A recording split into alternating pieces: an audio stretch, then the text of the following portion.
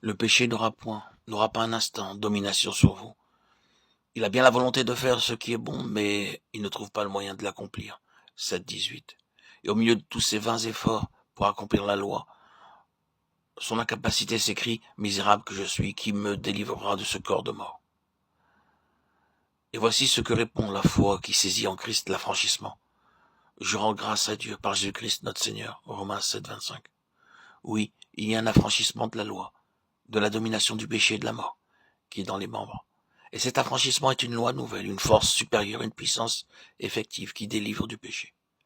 La puissance de l'esprit qui demeure en nous est tout aussi réelle, tout aussi active et bien plus encore que ne l'était auparavant la force du péché dans nos membres.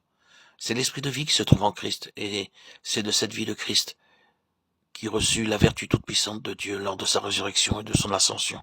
Éphésiens 1-17-21. Et qui fut admis à partager sur le trône la toute puissance de Dieu. C'est de cette vie-là qu'émane le Saint-Esprit, l'Esprit de Dieu, pour descendre à nous.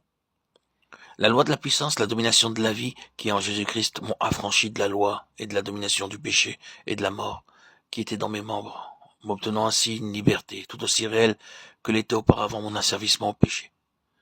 Dès le premier commencement de notre vie nouvelle, c'est l'Esprit qui nous a inspiré la foi en Christ. Dès nos premiers pas dans la voie de la justification, c'est lui qui a répandu l'amour de Dieu dans notre cœur.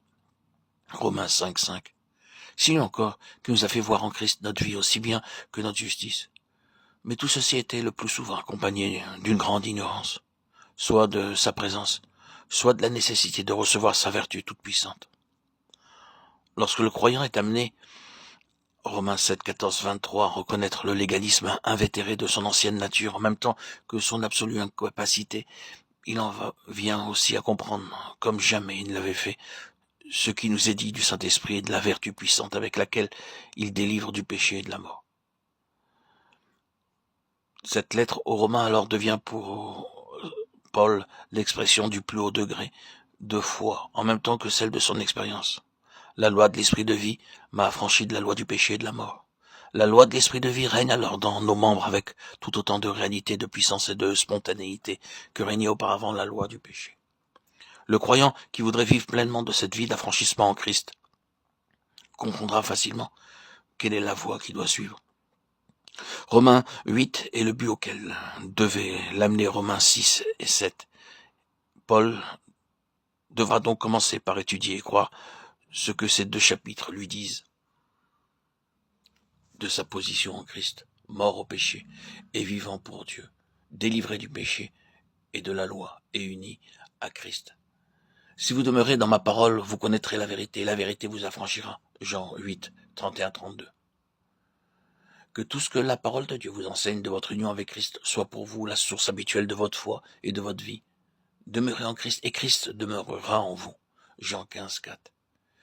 Méditez et tenir ferme cette parole, la serrer dans son cœur, se l'assimiler avec foi et patience. C'est là le moyen de s'élever plus haut et d'atteindre chacune des vérités qu'enseigne l'Écriture. Si vos efforts pour accomplir la loi à laquelle vous prenez plaisir, Romains 7, 22, vous font découvrir combien vous êtes encore charnel et captif.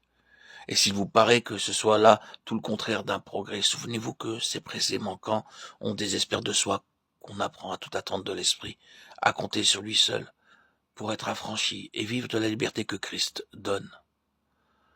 Renoncer à rien attendre de la chair et de la loi, c'est là ce qui fait entrer dans la voie de liberté que nous ouvre l'esprit